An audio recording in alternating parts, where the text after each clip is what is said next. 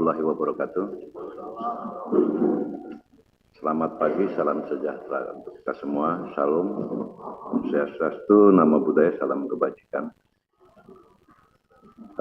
Pertama-tama dalam kegiatan press release ini, pimpinan TNI dalam hal ini adalah Bapak Panglima TNI maupun khususnya Bapak Kasat,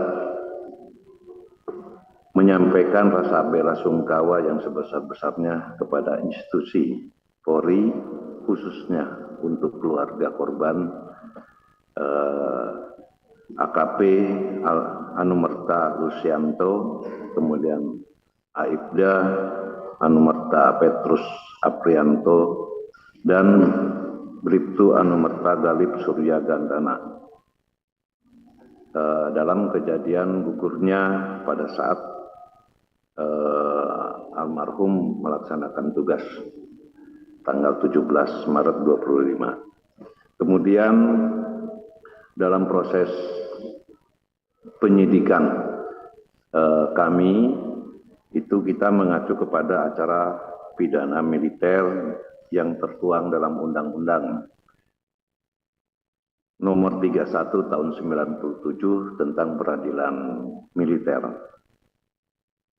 Berdasarkan berdasarkan pasal 99 ayat 1, penyidik yang mengetahui atau menerima laporan atau pengaduan tentang terjadinya suatu peristiwa yang patut diduga merupakan tindak pidana, wajib segera melakukan tindakan penyidikan yang diperlukan. Nah, di sini yang kami ingin sampaikan titik tolak mekanisme dalam penyidikan kami. Mungkin bisa ditayangkan. Nah, inilah mekanisme kami di dalam melaksanakan, jadi tidak serta-merta rekan-rekan sekalian. Dalam hal ini kami urut kejadian tanggal 17. Pada saat itu korban sedang melaksanakan tugas, tanggal 17 melakukan penggerbekan judi. Kemudian terduga yang saat sekarang sudah menjadi tersangka itu menyerahkan diri pada tanggal 18 Maret 2025, yaitu Kopda B. Kemudian tanggal 19 Maret 2025 tersangka kedua itu Peltu YHL itu menyerahkan diri di Batu Raja, sehingga anggota kami di Subdepom Batu Raja yang menjemput dan membawa ke Denpom 23 Lampung untuk segera diamankan. Kemudian pada hari dan tanggal yang sama, tanggal 18 maupun tanggal 19 Maret ini, Dandim selaku Ankum itu membuat surat penitipan terduga kepada Denpom untuk diamankan. Nah, pada tanggal 19 Maret, Denpom sudah mulai melakukan penyelidikan maupun ke arah penyidikan, di mana kita menginterogasi, mencari alat dan bukti dalam kasus pidana ini. Alhamdulillah pelaku mengakui, kemudian menunjukkan di saat dia lari dari lokasi itu membuang senjata di satu tempat. Akhirnya tanggal 19 Maret siang hari anggota Denpom melaksanakan pencarian barang bukti tersebut dan syukur alhamdulillah ditemukan. Mungkin fotonya ada. Nah, ditemukan di sini. Nah, setelah alat bukti dan barang bukti kami temukan dan hasil pemeriksaan tersangka mengakui perbuatannya, maka dan Denpom koordinasi kepada Polda maupun Polres untuk meminta pelaporan secara resmi ke kami dalam rangka untuk menentukan tersangka dan melakukan proses hukum lebih lanjut. Dan itu dilaksanakan pada tanggal 22 Maret 2025. Anggota dari Polsek Negara Batin atas nama Aibda Wara Andani telah membuat laporan polisi kepada kami tentang laporan polisinya tentang tindak pidana penembakan terhadap 3 orang korban yang saat melaksanakan tugas. Kemudian Brigadir Polisi Rio Dael Agusto telah membuat surat laporan polisi yaitu tentang kasus perjudian yang diduga dilakukan oleh Peltu YHL. Tanggal 22 ini berdasarkan laporan polisi ini, maka penyidik melakukan SOP-nya atau mekanisme dalam penyidikan itu membuat surat permohonan kepada Ankum, yaitu Dandim. Nah, atasan yang berhak menghukum Dandim untuk mengeluarkan surat penahanan sementara dalam rangka proses penyidikan. Pada tanggal 23 Maret 2025, Dandim mengeluarkan surat penyerahan perkara untuk penyidikan dan penahanan sementara. Sehingga di tanggal 23 Maret 2025, resmi kedua tersangka ini kita jadikan sebagai tersangka untuk penyelidikan lebih lanjut. Kemudian setelah Denpom ataupun Pomdam 2 Sriwijaya menerima laporan tersebut, maka kami laporkan kepada Bapak Kasat dan Bapak Kasat memerintahkan kami untuk melindaklanjuti membentuk tim supervisi dan percepatan dalam penyidikan ini. Maka kami koordinasi dengan Kadipropam dan alhamdulillah pada tanggal 24 Maret 2025 sore hari kami beserta Karoop Propus Mabes Polri, Brigadir Jenderal TNI Polisi Pamen Simanjuntak bersama dengan Danpus Sintelat dan bersama Sintel Mabesat, tim ini datang ke Lampung. Kemudian malam hari kami membedah permasalahan apa saja, apa mungkin yang akan kita lakukan ke depan, sehingga di tanggal 24 kemarin kami memohon kepada Kapolda untuk melihat hasil dari rekan-rekan Polri seperti apa, hasil dari kita seperti apa, kita padukan. Karena ini ada kaitannya, mohon izin Pak Kapolda, ada kaitannya kami memerlukan saksi polisi yang memang ada, termasuk yang dikatakan Bapak Kapolda, yaitu 2 anggota Polri, termasuk salah satunya tersangka yang berinisial K. Kemudian 1 masyarakat sipil Ibu Nur, tetapi kami juga di Denpom telah melakukan pemeriksaan beberapa saksi juga untuk memenuhi bagaimana proses hukum lebih lanjut. Kemudian di dalam penyelidikan ini, dalam pelaporan polisi, ya, untuk Kopda B itu disangkakan pasal 340 dengan Yonto 338. Sementara untuk tersangka Peltu YHL itu adalah laporan polisinya disangkakan di pasal 303 KUHP. Namun untuk Kopda B karena memiliki senjata, ya, pabrikan tetapi bukan organik, saya katakan itu akan kita lakukan undang-undang darurat juga tentang senjata. Jadi percayalah rekan-rekan sekalian, kami akan profesional, akan melakukan kerja dengan baik. Apa yang menjadi prosedur tetap kami jalankan. Kemudian komitmen Bapak Kasat juga sampaikan kepada kami, buka seterang-terangnya, transparan, kemudian proses hukum apabila memang anggota TNI Angkatan Darat ini salah, lakukan proses hukum dengan baik.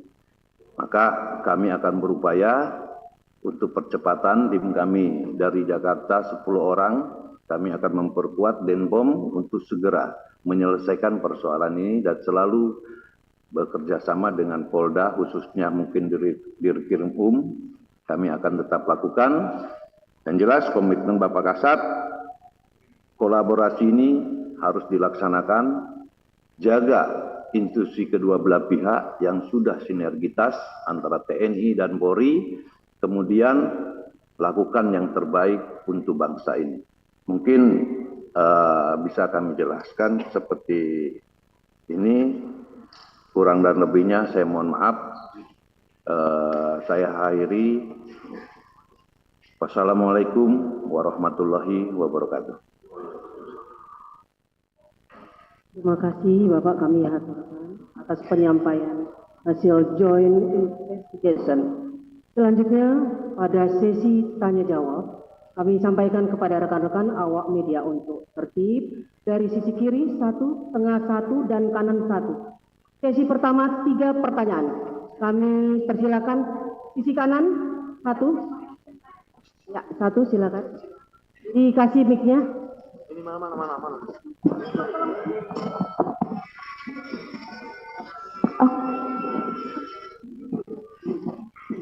Selamat pagi, selamat siang Bapak-Bapak. Izin, saya Yunika TV1 mau bertanya. Yang pertama itu saya mau izin penegasan juga Pak. Untuk yang pelaku penembakan itu berarti apakah ada kendalanya? Saya sebenarnya lebih penasaran apakah kendalanya yang membuat 2 pelaku penembakan itu sampai sekarang masih belum ditetapkan menjadi tersangka. Selain itu Sudah. Oh, penegasan, oke kalau gitu. Pertanyaan selanjutnya Pak, maaf. Harap tenang, ya, harap tenang rekan-rekan awak media. Lanjut Mbak. Satu oknum TNI lainnya itu saya mendengar kabarnya bahwa ada yang terjaring narkoba. Itu apakah benar? Apakah sudah dilakukan? Diulangi yang kedua apa? Salah satu oknum TNI yang melakukan penembakan itu, saya mendengar kabarnya bahwa terjaring narkoba. Itu apakah benar atau sudah dilakukan pemeriksaan terkait itu? Terima kasih. Baik, dari tengah. Persilakan yang Pak Roma, baju biru. Silakan, Bu Gracia. Assalamualaikum warahmatullahi wabarakatuh. Perkenalkan, saya Roma dari Kompas TV. Pertanyaan ini mungkin bisa ke Kapolda atau dan Puspom. Izin Bapak, terkait dengan senjata api itu, hasil pemeriksaan kita didapat dari mana ya Bapak? Terus dari 2 tersangka TNI ini, siapa pelaku yang melakukan penembakan terhadap 3 tersangka ini? 3 korban. Terus ketiganya, yakni terkait dengan simpang siurnya informasi bahwasanya uang setoran. Hasil pemeriksaan dari tersangka sendiri seperti apa? Dan juga apakah sudah dilakukan tes urin terhadap 2 tersangka ini? Terima kasih. Assalamualaikum warahmatullahi wabarakatuh. Untuk sisi kiri, silakan. Yang ada pertanyaan berulang. Ya, izin Bu, izin Pak Kapolda, Pak Den. Saya Tampan Fernando dari Rilis ID. Yang ingin saya tanyakan bahwa di dalam acara konferensi pers ini kami tidak melihat ada perwakilan dari Kodam 2 Sriwijaya seperti konferensi sebelumnya. Dalam hal ini apakah memang sudah diambil alih oleh dan Puspomat atau seperti apa seperti itu? Terima kasih. Kodam 2. Iya. Iya, dan terkait satu lagi Pak, terkait kronologi penembakan yang ingin kami tanyakan, apakah itu korban 3 yang gugur diberondong secara otomatis atau ada baku tembak gitu? Terima kasih. Baik, cukup untuk sesi pertama. Pertanyaan kami silakan nanti. Baik. Terima kasih rekan-rekan wartawan. Yang pertama mungkin dari TV One tadi ya, bahwa kenapa apa yang menjadi kendala dari lamanya penetapan tersangka. Mungkin rekan-rekan semua sudah menyimak apa yang saya sampaikan, mulai saya urut tanggal 17 sampai tanggal 25 ataupun sampai hari ini. Inilah. Jadi 22 itu kami menerima laporan polisi, 23 kami sudah melakukan penahanan, sementara yang Ankum berikan kepada kami, kemudian tanggal 23 itu juga sudah kami nyatakan bahwa itu sebagai tersangka. Sudah jelas, cuma 1 hari sebenarnya. Hanya kan kami untuk menerima laporan, untuk melakukan penyidikan ini harus ada laporan polisi. Makanya di tanggal 22 itu, di tanggal 21 kami koordinasi ke Polda. Koordinasi ke Polres siapa yang membuat laporan. Karena ini kami akan mengusut dan mendapatkan barang bukti ini. Nah, makanya 23 sudah dijadikan tersangka. Dan itu sudah ada, sudah dicek oleh kita tim dari Jakarta maupun dari Polda. Itu tahanan saat ini kami amankan di Denpom 23 Lampung. Kemudian untuk pelaku terjerat narkoba, kami mempunyai SOP. Di saat kami menerima tersangka atau yang terduga, itu pasti kami cek urin. Ya, kami cek urin. Nah, disaksikan oleh Bapak dan Rem saat itu juga, dan itu hasilnya negatif. Kemudian melangkah kepada pertanyaan kedua, senjata api, pemeriksaan dari mana? Untuk percepatan, saat ini senjata api kemarin pada dalam Pomdam tanggal berapa?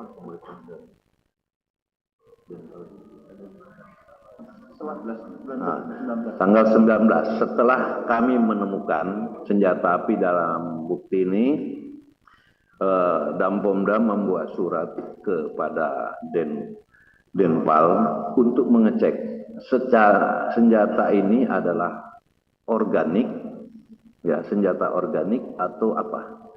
Dan hasil dari pemeriksaan Denpal yang nantinya juga ya rekan-rekan wartawan, nantinya senjata api ini akan kami juga cek ke laboratorium forensik ataupun nanti kami akan cek ke Pindad. Karena di sini senjata api yang diperiksa oleh Denpal ini senjata campuran spare partnya ini. Ininya larasnya adalah FNC, tetapi yang lain-lainnya itu SS1. Jadi campuran. Sehingga patut diduga senjata ini adalah senjata rakitan karena tidak standar pabrik. Maksud kami tidak standar. Tetapi untuk lebih jelasnya rekan-rekan wartawan, kami akan cek di laboratorium itu, ya mohon bantuan mungkin nanti ke Brigjen Pamen, kita akan ke platformnya Mabes Polri, maupun nanti kami akan konsul juga, akan uji juga, diuji balistik di Pindad, karena ada spare part dari SS1 Pindad. Ini akan kami lakukan. Kemudian pelaku penembakan itu siapa? Kami tadi sudah jelaskan di dalam laporan polisi. Pelaku penembakan adalah Kopda B. Dan yang bersangkutan sudah mengakui menembak 3 korban itu. Ya, rekan-rekan. Kemudian Tentang tes urin tadi sudah kami jawab. Nah, ini yang rame di media sosial masalah uang setoran. Kami belum fokus ke arah itu karena kami akan fokus kepada proses hukum ini. Persoalan yang rame dalam medsos itu biarkan saja dulu, kami beri ruang waktu kami bekerja dalam menyelesaikan persoalan ini. Kami tidak akan main-main, kami akan fokus hanya kepada proses hukum yang kami tangani.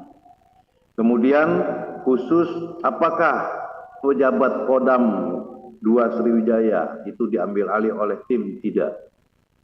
Saya katakan tidak. Kami tim sebagai supervisi dan percepatan dalam membantu untuk penyelesaian penyidikan. Kalau Kodam 2 jelas di samping saya Pak Danrem, di belakang saya ada Dabomdam 2 Sriwijaya, anak buah saya, ya. Kemudian Kakumdam ada Kakumdam ada. Jadi semuanya tergabung, Mbak. Ya, rekan-rekan wartawan. Kemudian yang terakhir adalah penembakan secara otomatis atau tidak saat penembakan itu. Setelah kami konfirmasi hasil yang kami periksa, hasil kami penyidikan, hasil kami penyelidikan, kami konfirmasi tadi malam. Saya katakan tadi malam tim masih bekerja koordinasi dengan Dirkrimum, ya, Dirkrimum. Tim kami bersatu mencocokkan apa yang sudah sebelumnya press release mungkin Bapak Kapolda sampaikan tentang adanya selongsong dan sebagainya. Kami hitung betul, kami analisa betul, dan ada kecocokan di dalam beberapa selongsong yang memang terjadi, yang itu nanti akan kita jadikan barang bukti yang khusus untuk pelaku dari penembakan itu. Untuk penembakan sudah jelas pengakuannya dan diakui secara terus terang penembakan dan sebagainya oleh Kopda inisial B. Mungkin itu rekan-rekan sekalian yang bisa kami jelaskan. Baik rekan-rekan awak media, kita buka sesi kedua. Cukup 2 saja. Baik, kami persilakan. Ya, yang baju biru, Bu.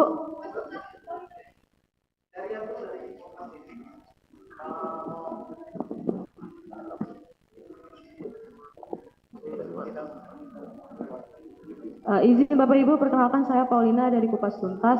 Izin bertanya, mengapa Bu butuh waktu 1 minggu untuk menetapkan status saksi ke tersangka, padahal sudah banyak bukti dan sudah. Para pendengar rekan-rekan awak media, ya. Sebentar. Baik. Ya, Bu, saya Rian dari Kompas TV. Kompas TV, baik. Izin bertanya untuk Kapolda dan juga Denpus Pom TNI. Tenang. Ini kan tersangka sudah ditetapkan. Dari TNI sendiri ada 2 orang tersangka yang sudah ditetapkan. Diulang, Pak. Diulang, saya nggak dengar, Pak. Oh ya, saya Rian dari Kompas TV. Ini mau bertanya terkait dengan 2 tersangka sudah ditetapkan. Selanjutnya, tahap selanjutnya apa? Proses persidangannya bagaimana? Dan apakah bisa digelar secara terbuka sesuai dengan permohonan dari pihak keluarga korban? Itu mungkin. Oke. Baik, satu lagi pertanyaan. Kami silakan, Mas.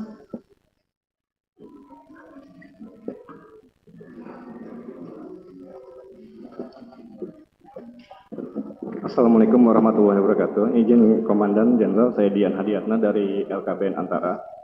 Berkaca dari permasalahan ini, Jenderal, apa tindakan yang akan diambil oleh TNI dan Polri untuk mengantisipasi agar anggota TNI dan Polri tidak ada lagi yang membackingi kegiatan-kegiatan ilegal? Terima kasih. Dan satu lagi terkait motif penembakan itu apa sih, Jenderal? Terima kasih.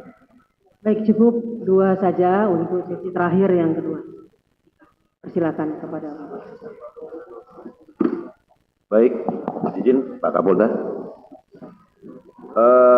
Dari Kompas TV, yaitu penetapan 2 tersangka, bagaimana selanjutnya ke proses persidangan. Saya sampaikan rekan-rekan sekalian, bahwa kami baru bekerja. Saya katakan kami baru bekerja, ya, 24, 25 karena penentuan 23, 24 kami koordinasi, 25 hari ini kami sampaikan kepada rekan-rekan sekalian, biarlah kami fokus bekerja dulu, ya. Yang jelas mekanisme kepersidangan dan sebagainya kan tadi kami sudah ada di yang kami sudah jelaskan. Jelas di sini mekanismenya. Jadi kapan ininya, bagaimana, secepatnya kami akan berupaya secepatnya.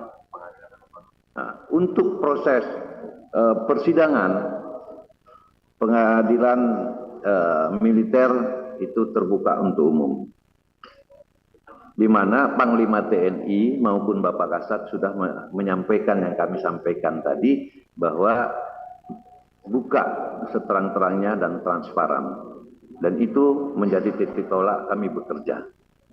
Kami akan melakukan yang terbaik untuk bangsa ini, untuk institusi TNI maupun untuk institusi Polri. Kemudian motif penembakan, sekali lagi kami belum bisa jawab karena kami baru mendalami. Mulai hari ini kami sudah akan kerjakan sebagaimana proses hukum ini berjalan. Biarlah kami melakukan pekerjaan kami, beri ruang waktu kami, yang nantinya pasti akan kami sampaikan juga bahwa proses ini sudah ada perkembangan selanjutnya. Bahkan mungkin sudah kita kirim ke auditor militer nantinya untuk segera disidangkan. Nah, kemudian yang masalah ke depan tadi dari rekan-rekan ini mungkin mohon maaf, mungkin Pak Kapolda saja yang jawab. Terima kasih.